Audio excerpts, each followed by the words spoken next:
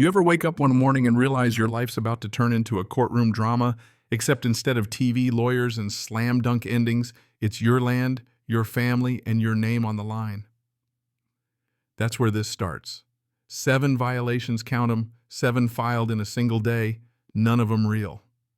And when Bethany Crowell, president of the Willow Ridge HOA, but trust me, she's the prototype when she called the cops on me for a crime that didn't even exist, I knew there was something rotting under the surface. But I wasn't about to let it fester. Not on my watch, not on my land. See this whole mess? It's what happens when you push an honest man too far. One ranch, one lake, and one big lie, all it takes for the gloves to come off. And if you're still with me, buckle up. Because when I finally called her to my command office, every dirty trick she'd been hiding got dragged into the daylight. I still remember that morning clear as day. There's this low rumble diesel engines creeping up the gravel road slow and steady like someone bringing trouble just for the hell of it. I'm out by the north edge of my lake, wrench in hand, fixing an old irrigation valve my granddad installed way back in 1901, just tightening a bolt. Not exactly dangerous unless you count rust as a public enemy. But when I wipe my hands and look up there, they are 2 county patrol trucks, lights flashing, blocking my gate. Not sirens, though. No urgency. Just a message, we're watching. The gate was open. It always is when I'm working the shoreline. Deputies don't come in, they wait. That's the first clue something's off. My kids are on the porch, frozen, watching. Emma's gripping the railing, not sure if she should run or just stand there. Jake Jr. looks like he wants to fight someone but doesn't even know who yet. I walk over, boots crunching in the gravel, feeling every stare. Morning sheriff's office, I call. Everything all right? Deputy Hall steps up, hat low, face tight. Jake, we got a complaint. Says you're operating heavy equipment without authorization. Something about hazardous water flow. I just look at him. Hall's known that old valve longer than I have. Hall, it's 100 years old. I'm tightening a bolt, not building the Hoover Dam. He nods, voice low. I know. Protocol says I respond anyway. And right behind him, arms crossed like she owns the view, is Bethany Crowell herself. Red blazer, sunglasses, and that little smirk. She's not even pretending. She's followed the deputies right to my gate, pointing like she's at an auction. See industrial activity. He's increasing lake output without community consent. Community consent, I said, trying not to laugh. Bethany, this isn't your community. This is my land, my water, my rights. She tilts her head, all fake sympathy. Pump noise carries. Residents have concerns. There is no pump running, I shoot back. I'm working with a wrench. On my own shoreline. Deputy Hall steps in, diffusing. Jake, can you show me gladly? We walk down. He sees it's just me, the valve, no machines, no violation. Standard maintenance, he says. Bethany huffs. Well, someone heard machinery. As HOA president, I'm obligated to report suspicious activity. Our insurance requires it. That's a lie, and everyone there knows it, but Hall just exhales, writes it off as unfounded, and tells us all to have a good day. Bethany lingers, though, staring at my lake like she's already carving it up in her mind. When she finally leaves, her heels click like gunshots in the gravel and the patrol trucks rumble off. But the quiet after heavier than anything they brought. Daddy? Emma asks, her voice small. Why'd the police come? I keep it steady. Because someone lied, I tell her. And I need to find out why. But deep down, I already know this isn't about a valve, it's about control territory, power. Next morning, first violation notice shows up taped to my gate like a ransom note. Unsafe shoreline activity, level 2 hazard, no signature, no photos, just threats. Then another and another. 7 violations in 10 days. Different rules, different claims, but all with one thing in common. Every complaint digs just deep enough to sound official. Kids notice, of course. Are we in trouble? Emma asks. Are they trying to make us move? Jake Jr. stares, jaw set. Nobody's making us go anywhere, I tell them. But the unease is crawling up my spine. I spot Bethany on the ridge phone up like she's surveying.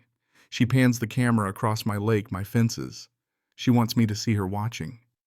Word gets around fast, neighbors start whispering. Jake's in trouble. His lake's not safe. Might have to clear out. Funny how rumors spread faster than truth when someone keeps feeding them. I pile every violation notice on the old kitchen table, same pine my granddad mapped out the ranch on.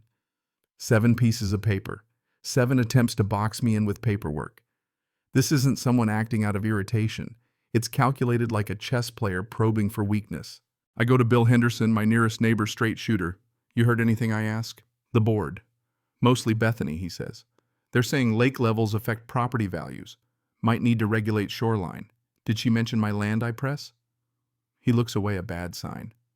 She said your intake valve was expandable territory, not a complaint, a plan. It hits me, they're not trying to stop me. They're trying to claim it. That night, my dad comes out old but sharp. They poke, then they push, then they claim, he says. They want something they can argue for later. He's right. I count the papers again. 7's not a coincidence. Someone's building a case.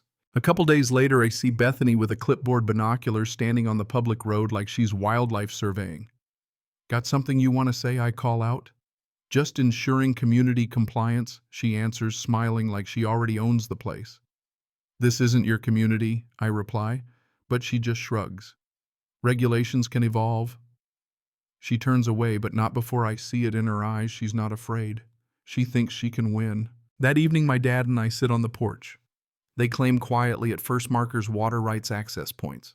Convince people, then move on you. I check every survey marker, every fence. Nothing's moved, but pressure doesn't have to be physical. It's political procedural, and I need to get ahead of it. I set up motion cameras, double up documentation, and I catch Bethany's SUV parked at the overlook, phone pointed at my lake. My dad watches from the porch. She's gathering proof for a story she hasn't told yet, he mutters. That your land isn't yours. His clarity comes in flashes, but he's right. 7 complaints. 7 attempts to paint me as a hazard. 7 seeds of a narrative. I decide if she wants a record, I'll build one too. Truth this time. The real twist comes when Bill confides that the HOA is planning to declare my lake an environmental risk zone. On what basis, I ask, practically laughing. Says water levels are unpredictable, intake structures outdated, could fail. Never mind that it's been inspected every decade since 1938. But I get it now, this is about money. She wants her subdivision to border the lake to triple property values to make her HOA presidency look like a win. All she has to do is move a boundary. But I find the original survey a high water mark at 712.3 feet. Nowhere near the HOA property. If she's falsifying maps, I need evidence. Cameras catch her at night examining my shoreline markers. Tire tracks appear 10 feet away. Someone's been measuring, not just watching. Then she makes her move, marches through my gate with a stranger in a vest and clipboard. You can't be in here, I tell her. Private property. She pushes past orders. Photos, claims the HOA has the right to shut down equipment that could endanger residents. There is no pump running, I snap. The inspector hesitates. Bethany dials the cops, puts on a whole show, claims I'm threatening her. But this time it's too much. Hall comes, hears both sides. Even the inspector admits he saw nothing wrong. Hall warns Bethany she can't keep calling for things outside her authority. But that's what she wants, a trail of paperwork supporting her story. After they leave, I check the pump, the shoreline. All fine. The danger isn't mechanical, it's the narrative she's weaving. I spread all the evidence across my table. Old deeds, survey maps, water rights filings, boundary markers. Every HOA violation traces back to the lake, not the land. She's after my water rights. That's the real prize. Bill visits again, tells me Bethany is pushing hard at the board meeting, declare the lake an environmental risk zone, escalate to the county, rope them in as stakeholders. And she's already filed a preliminary sketch with the county moving the high water mark 400 feet into my property. It's time to fight fire with fire. Sheriff Morales tells me HOA boards don't build anything. They build narratives. Feed them to county departments till someone bites. Sarah Whitfield, my lawyer, gets involved, sharp as a tack, finds the evidence of tampering. She's committed falsification, a criminal offense, Sarah says. We summon Bethany to the command office for a formal review. She shows up flanked by board members, but they're not allowed in. She tries to bluster, claims it's all a misunderstanding. But we have it all: maps, deeds, video evidence, even her own words caught on the inspector's camera. Proceed. It's pending jurisdiction. We don't need his permission. Her face goes pale. Darla, the county clerk, lays out every inconsistency, every timeline. It's clear. She's been planning this from the start. 7 complaints filed before the fake map even existed. Hale, the county legal officer, delivers the verdict. Your jurisdiction claim is invalid. The map is fraudulent. The HOA has no authority over Mr. Carter's land or lake. Your actions trigger penalties and a potential criminal investigation. Bethany collapses, not dramatically, just quietly, the way people do when they realize the rope they've been pulling is wrapped around their own wrists. She tries one last play, an unsigned letter from the HOA ordering me to cease all operations. I call Morales. She can't do that. She did, he says. She's drowning. But the current hits fast. The State Water Bureau gets involved. Sarah and I bring every document, every deed to the state hearing. Bethany looks deflated, powerless. The state officials aren't fooled. They issue a cease order against her HOA, bar them from enforcing any lake-related rule, and refer the falsified map for criminal review. Bethany can't even speak. Weeks later, the final court ruling arrives.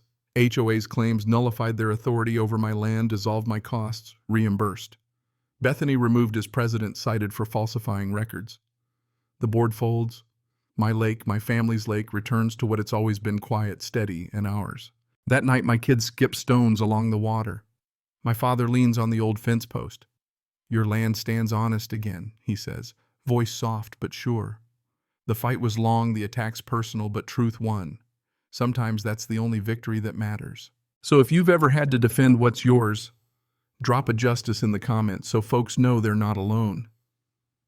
And tell me, where do you draw the line between fighting for what's right and letting things slide?